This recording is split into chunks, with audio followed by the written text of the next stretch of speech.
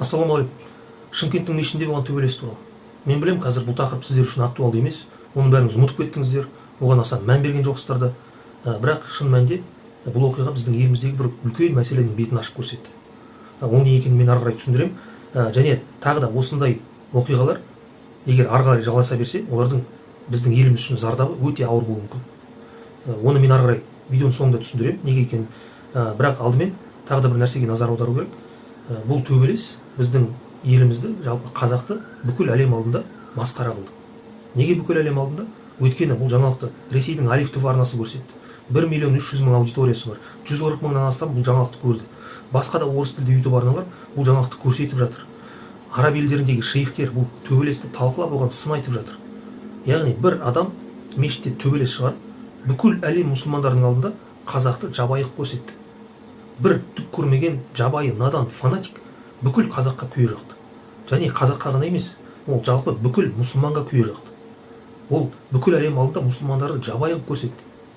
Сіздер білесіздер, қазір онсыз да біздің елімізде ислам дінінің имиджі қазір қатты төмендеп кеткен. Исламофобия саясаты қазір күшейіп бара жатыр. Енді бұл одан бетер сол отқа май құйып, ислам дінін жек көріш қылып көрсетті. Қазір исламофобтар, әсіресе тәңіршілер осы видеоны көреді де, мұсылмандардың бәрі осындай жабайы деп ойлайды. Ислам діні адамға тек осындай дөрекілікті, қатыгездікті, жабайылықты үйретеді деп ойлайды. Бірақ шын мәнінде мұсылман адам қандай болу керек? Ол мешітте төбелесетін адам емес. Ол керісінше ең мейірімді, ең әдепті, көркем мінезді, сабырлы, басқаларға ісімен де, сөзімен де зиян келтірмейтін адам болу керек. Нағыз мұсылман сондай болу керек. Мешітте төбелесетін емес. Біз жалпы намазды не үшін оқимыз? Құдайға жақын болу үшін, дұрыс па? Біз намаз оқыған кезде Алла тағаламен байланыс орнатамыз. Ал егер кімде-кім намаз оқып тұрып, өзінің маңайындағы адамдарды аңдып тұрса, оның есіл дерті сол қасындағы адамдардың айтқан сөзінде болса, олардың іс-қимылында болса, онда ол адамның жүрегінде Алла тағала жоқ деген сөз. Оның үйтіп оқыған намазы қабыл бола ма? Оған сауабы тие ме? Және бұл жалғыз ғана ондай жағдай емес қой. Осының алдында қаншама видеолар көрдік. Мешітте имамның алдынан кішкентай бала өтіп бара жатқан кезде оны басынан ұрып құлатады. Басқа бір видеода бір кісі үйінде намаз оқып тұрған, алдынан баласы шығып еді, оның құйрығынан теуіп құлатты. Қазақтар, сендерге не болған? Біз не болып кеттік өзі? Сендер намаз оқып тұрғанда не ойлайсыңдар өздері? Мен өзімді айтайын, үйде намаз оқыған кезде менің де балам маған кедергі келтіреді. Мені артынан келіп итереді, мойныма шығып алады. Бірақ мен баланы итеру, ұру деген нәрсені ойламаймын. Мен керісінше балам құлап қалмасын деп ойламаймын. Сәждеге жығылған кезде бір қолмен баланы ұстап тұрамын. Ол кезде мен намазым бұзылады деп ойламаймын. Балам құлап қалмасын деп соған уайымдаймын. Немесе кейбір кезде балам алдыма жатып алады да, екі аяғымен менің аяғымды итеріп жатады, маған қарап күліп жатады сөйтіп. Сонда мен сәждеге жығылған кезде мен баламды итеріп тастау, оны ұру деген нәрсені ойламаймын. Керісінше оны құшақтағым келіп кетеді, оны иіскегім келіп кетеді. Мен намазым бұзылады деген ой болмайды менде ол кезде. Әрине намазды аяқтағаннан кейін мен балама айтып түсіндіремін, өйтіп істеуге болмайды деп. Бірақ енді бала болғасын балалығын істейді ғой. Сонда баланың бала болған үшін оған қалай ашулануға болады? Әсіресе мешіттегі имам кішкентай 3 жасар күнәсіз періштені басынан ұрып құлатты. Не үшін? Намазым бұзылады деп қорыққаннан. Адамдар неге өйтіп істейді? Менің ойымша, ондай адамдарда құлдық сана басым. Өйткені олар өзі үшін қорқады да, менің намазым бұзылып кетеді, ойбай, намазым қабыл болмайды деп қорыққаннан сондай әрекет істейді. Өйткені құл адамдар, олар қорқақ болады. Неге құлдар бір-біріне қатыгез? Өйткені ол өзі үшін қорқады. Өзі үшін қорыққан кезде ол өзі сияқты өзінің бауырларына өте қатыгез болады. Бұл да тура сондай. Адам өзінің намазы бұзылады деп қорыққаннан сондай нәрсе істейді. Сондай қатыгездікке барады. Бұл кәдімгі құлдық сана. Енді ойлаңыздар, мешіттегі имамда сондай құлдық сана болса, ол жамағатқа не үйретеді? Ол адамдарға қандай тәрбие береді? Немесе анау мешітте төбелескен адам. Ол адамда да тура сондай құлдық сана бар. Өйткені ол имамның айтқан бұлжытпай орындау керек. Егер кімде-кім оған қарсы шықса, ол адамды ұрып соғу керек, оны тепкілеу керек деп ойлайды. Енді ойлаңыздар, егер ертең оған мешіттегі имам қолына автомат алып кәпірлерді өлтір десе, кім біледі, ол барып өлтіре салатын шығар. Өйткені ол адамда құлдық сана. Оның өз ойы жоқ, өз пікірі жоқ. Ол біреудің айтақтағанымен жүреді. Және тағы бір қызық нәрсе, сол жаңалықтың астындағы комментарийлерді оқысам, біраз адамдар соны істеген жақтап жатыр. Ол дұрыс істеген екен дейді. Біздің сәләфтар басқаша түсінбейді, оларға айта шаршадық. Олар тек осылай ұрып соғып қана тәрбиелеуге болады, басқаша олар түсінбейді дейді. қазақтар сендерге не болады? Мешітте төбелескен адамды қалай жақтауға болады? Мейлі ол 100 жерден сәләф болсын, кім болсын, ол арандатушы болсын, бірақ оны мешіттің ішінде ұру деген ол ақылға қонымсыз нәрсе ғой. Мұсылманға тән қылық емес ол. Бұл барып тұрған қатыгездік. Бірақ ең сорақысы ол емес. Ең сорақысы ол біздің діни басқарманың ұстанып отырған саясаты.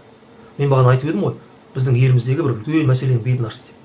Ол мәселе ол біздің діни басқарманың саясаты. Біздің діни басқарма қандай саясат ұстанады?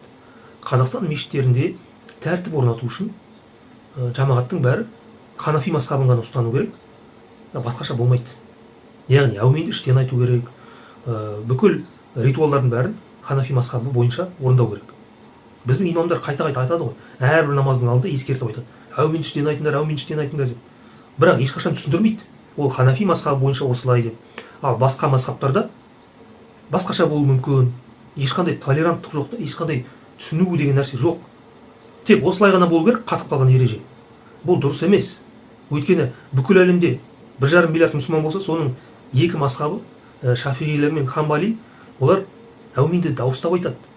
Енді ол қандай елдер? Ол араб елдері, таяу шығыс елдері, ол Қапқаз елдері, Дағыстан, шешендер, ингуштар, ол шығыс Африка елдері, ол оңтүстік Азияның кейбір елдері, Малайзия, Индонезия сияқты. Индонезияның өзінде 280 миллион адам тұрады. Енді ойлаңыздаршы, осылардың бәрін қосқан кезде 100 миллиондаған адам біздің мешітке келіп намаз оқыса, олар өз мазхабынан бас тартып, ханафи мазхабын ұстану керек екен. Бұл дұрыс деп ойлайсыздар ма? Бұл кәдімгі сегрегация. Бұл кәдімгі фашизм. Өйткені ханафи мазхабында привилегия бар екен, олар біздің мешітте намаз оқи алады. Басқа мазхабтарға біздің мешіттің есігі жабық деген сөз. Бұл нағыз фашизм. Бұл мұсылмандарды бір-біріне айдап салу. Қазір онсыз да бүкіл әлемде мұсылмандардың арасында бірлік жоқ. Енді бұлар соның үстіне одан бетер отқа май құйып, одан бетер сол араздықты күшейтіп жатыр. Мұсылмандарды, қазақтарды бір-біріне қарсы айдап салып жатыр. Бұл масқара емес пе? Мұсылмандар керісінше бір-біріне бауыр болу керек қой. Әлемнің кез келген елінде, кез келген елді мекенде, кез келген мешітте әртүрлі ұлт өкілдері жасына қарамай, әлеуметтік жағдайына қарамай, шіріген бай бола ма, сіңір шыққан кедей бола ма, қара нәсілді, ақ нәсілді кез келген адам бәрі бір қатарда тұрып, бірге иық тіресіп намаз оқиды, бір-бірін бауыр деп санайды, құшақтасып амандасады, бір-бірін қонаққа шақырады, бір-біріне мейірімді, жылы шырайлы, кәдімгі бауыр болады да. Ислам дінінің көркі осы. Басқа дін өкілдері неге исламға қызығады? Өйткені олар осындай бауырмалдықты көреді. Бұл ислам дінінің үлкен бір артықшылығы. Енді біз сол артықшылығын жоққа шығарып отырмыз. Сол бірлікті біз бұзып, керісінше осындай алауыздық жасап отырмыз. Және ол ғана емес, біздің діни басқарманың ресми көзқарасы қандай? Олардың айтуынша ханафи мазхабы ғана дұрыс екен. Ол хадистерге, сүннетке негізделген, басқа мазхабтардікі дұрыс емес. Мысалы, әуменді іштен айту ол хадистерге негізделген. Ал дауыстап айту ол адасу. Біздің діни басқарманың имамдары сөйтіп айтады. Немесе қиямда тұрған кезде қол байлау. Қолды кіндіктің астында ұстау керек. Ол дұрыс, басқасы дұрыс емес деп айтады. Және бізде ғана емес, араб елдерінде, Қапқаз елдерінде тура сондай. Олар керісінше біздікі дұрыс дейді. Әуменді дауыстап айту хадистерге негізделген дейді. Ал іштен айту ол ханафи ғалымдарының бір ойдан шығарған нәрсесі, ол ешқандай сүннет емес, ол адасу деп айтады. Яғни біз мұсылмандар бір-бірімізбен осылай ырылдасып отырмыз. Осыдан кейін кішкентай Израильдің Палестинаға істеп жатқанын көргенде қандай геноцид ұйымдастырып отыр. 100 мыңдаған адамды қырып жатыр. Сонда 1,5 миллиард мұсылман үндемей отыр. Олар қарсы ештеңе істей алмай отыр. Бұл таңғаларлық нәрсе емес. Өйткені бізде бірлік жоқ. Бір-бірімізбен осылай ырылдасып отырмыз. Енді бізге бірігудің орнына керісінше бұлар одан бетер соны асқындырып отыр да. Бұл тұрғыдан маған имам Шамиль Аляудиновтың айтқаны ұнады. Мен білемін, сіздер оны бәріңіз жек көресіздер, бірақ оның саяси ұстанымы ол бөлек әңгіме. Оның тәкаппарлығы ол бөлек әңгіме. Оны қозғамаймыз. Оны мен бәрін жақсы білемін. Бірақ Шамиль Аляудинов өте сауатты дін маманы. Егер сіздер оның мына бір видеосын көрсеңіздер, ол жақта жап-жақсы түсіндіріп айтады. Ешқандай фанатизмсіз, ешқандай агрессиясыз, күлімдеп, жай ғана өте жылы шырайлы, сондай жеңіл түрде жеткізеді. Ол айтады, 4 мазхаб бар, 4-еуінің жолы арасында айырмашылықтары бар, бірақ бәрі сүннетке негізделген. Өйткені пайғамбарымыз бір кездері былай істеген, бір кездері былай істеген. Бір мазхаб өзіне біреуін алды, басқа мазхаб өзіне басқасын алды. Бірақ екеуі де дұрыс, екеуі де хадистерге негізделген деп өте жеңіл түрде айтып жеткізді. Неге біздің имамдар сөйтіп айтпайды? Неге біздің діни басқарма сөйтіп айтпайды? Мен соны түсінбеймін. Керісінше осылай мұсылмандардың арасына үлкен бір шекте не қояды да, барьер қояды, бір бөліп тастайды. Сіздер мүмкін мән бермейтін шығарсыздар, бірақ бұл үлкен мәселе. Бұл бүкіл әлемдік үлкен бір проблема. Бұл біздің елімізде ғана емес. Мен ағылшын тілінде бұл тақырыпқа қатысты ақпарат іздедім. Сөйтсем, көп адамдар оны талқылайды екен. Мысалы, араб елдеріндегі шейхтерге көп адамдар сұрақ қояды екен. Мен Ханафи елінде болдым дейді. Ол жерде мешітте намаз оқыған кезде әуминді дауыстап айттым, имам ескерту жасады дейді. Содан келесі жолы тағы да ескертті. Содан кейін мен мешітке бармайтын болдым дейді. Намазды үйде оқитын болдым дейді. Көрдіңіздер ме? Біздің діни басқарма басқа елден келген мұсылмандарды мешіттен қуып жатыр. Бұл енді сұмдық емес пе? Ойлаңыздаршы. Біздің Қазақстан діни басқармасы осындай фашистік саясатын тоқтату керек. Және ол ғана емес. Жақында бұлар бір жаңа видео түсіріп шығарды. Жаңағы төбелес болған кездегі мешіттегі жаңағы төбелескен адамды және сол намазда имам болған кісіні екеуін сұхбатқа шақырған. Ал сұхбатты жүргізген адам бір танымал журналист, актер, оны бәріңіз танитын шығарсыздар. Әлеуметтік видеолар түсіріп жүрген, дін туралы, тіл туралы, атын білмеймін өкінішке қарай. Ол кісіні бәріңіз танисыздар. Сол кісі өзі жаңағы екі адамды студияға шақырып, солардан сұхбат алған. Сөйтіп, екеуін ақтап шыққан. Олардың айтуынша, жаңағы сол намаздан кейін таяқ жеген кісі намаздың алдында арандату жасаған дейді.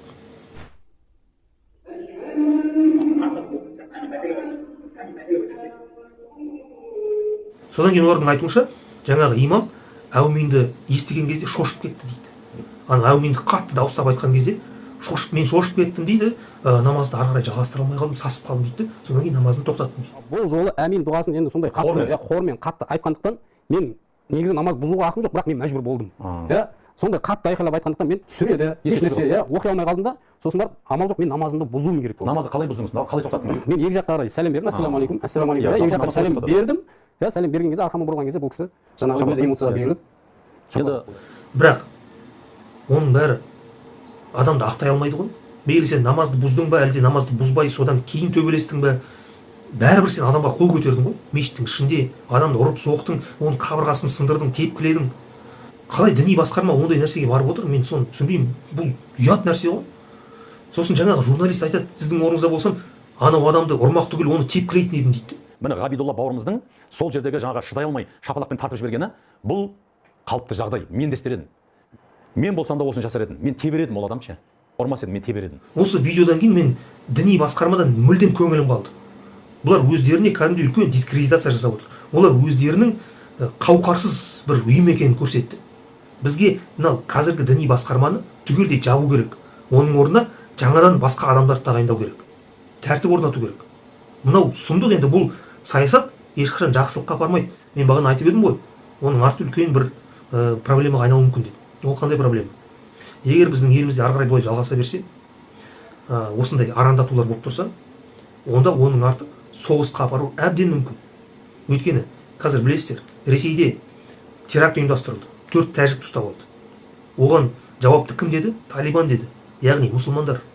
Оның алдына тағы 2 қазақ террорист деп 2 қазақ ұстап алып, оларды өлтірді. 2 жыл бұрын қанды қаңтар қалай басталды?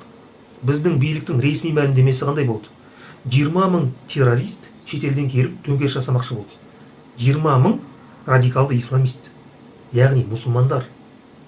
Көрдіңіздер ме? Бұл ресми мәлімдеме, яғни бүкіл әлем бұл мәлімдемені шындық деп қабылдайды. Қазақстанда осындай радикалды исламистер төңкеріс жасамақ болған, Ресейден әскер келіп Қазақстанды құтқарған дейді. Бұл бүкіл әлем бойынша осындай қалыптасқан пікір.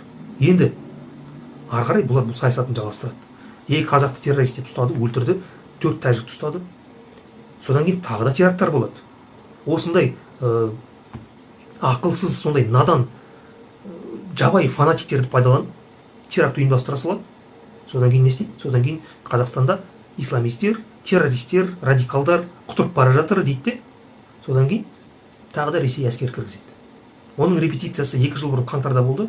Енді келесі жолы бұл үлкен бір соғысқа ұласып кету әбден мүмкін. Біздің елімізге сондай үлкен қауіп төніп тұр. Егер бұл саясат ары қарай жалғаса берсе, онда оның арты осындай үлкен соғысқа апарады. Сіздер мені бір сандырақтап, бір конспирология айтып отыр деп ойлап қалатын шығарсыздар. Бірақ көресіздер, егер ертең бізде елімізде саясат өзгермесе, біздің діни басқарма тәубесіне келмесе, бұл фашистік саясатын тоқтатпаса, егер біздің қарапайым қазақ мұсылмандар ақылға келмесе, осылай сондай нәрсеге еріп жүрсе, онда оның арты соғысқа ұласады. Мен бәле шақырып отырған жоқпын. Мен сіздерге шындықты айтып отырмын.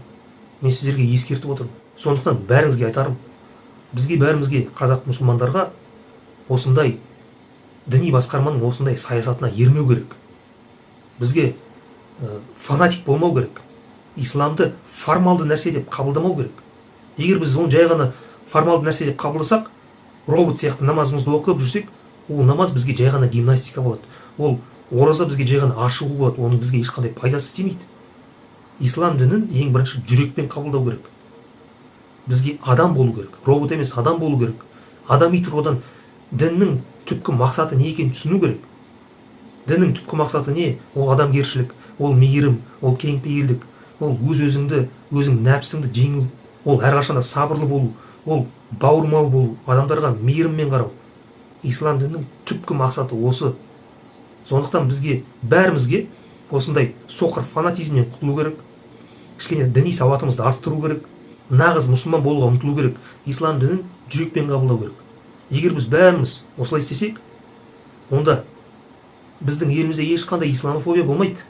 Неге? Өйткені адамдардың бәрі көреді, мұсылмандардың қандай әдепті, көркем мінезді, қандай мейірімді адамдар екенін көреді де, ислам діні шынында да өте әдемі дін екен деп соған қызығады. Онда ешқандай исламофобия болмайды біздің елімізде. Ешқандай радикализм, ештеңе болмайды. Соғыс та болмайды, исламофобия да болмайды. Онда егер біз бәріміз осындай нәрсеге ұмтылсақ, онда біздің болашағымызға алаңдамауға болады. Онда біздің болашағымыз жарқын болады.